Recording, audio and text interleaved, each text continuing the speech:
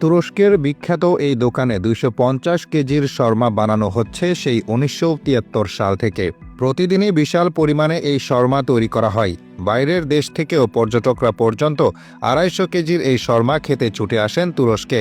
বিশেষ খাবারটা তৈরির জন্য প্রথমে মাংসকে এভাবে পাতলা করে কেটে নেওয়া হয়। এরপর এগুলোর সাথে লবণ মশলা এসব মাখিয়ে রেখে দেওয়া হয় ঘণ্টাখানেক। তারপর মাংসের স্লাইসগুলো একটা লম্বা রডের চারপাশে ভালোভাবে বসিয়ে দেওয়া হয়।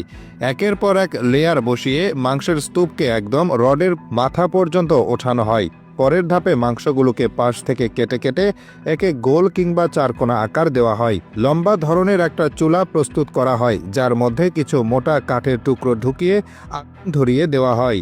প্রথমে কিছু সময় চুলাকে ঢাকনা দিয়ে ঢেকে কাঠগুলো জ্বলে কয়লা তৈরি হওয়ার জন্য রাখা হয়। এরপর রডে লাগানো মাংসের স্তূপ এনে বসানো হয় চুলার গা ঘেঁষে।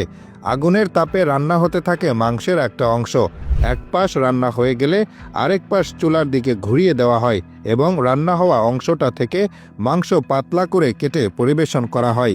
এভাবে ঘুরিয়ে ঘুরিয়ে রান্না করা হয় শর্মা। এই শর্মা সাধারণত বড় তন্দুর রুটির সাথে পরিবেশন করে। এছাড়া লুচির মতো আরেক ধরনের রুটির ভেতর ঢুকিয়েও খাওয়া হয় এই মাংস।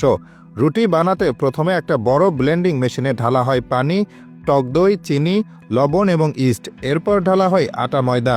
ভালো করে ব্লেন্ড করা হয় সব। আটার মিশ্রণ তৈরি হয়ে গেলে সেটাকে ছিঁড়ে ছোট ছোট মিষ্টির মতো গোল করে তার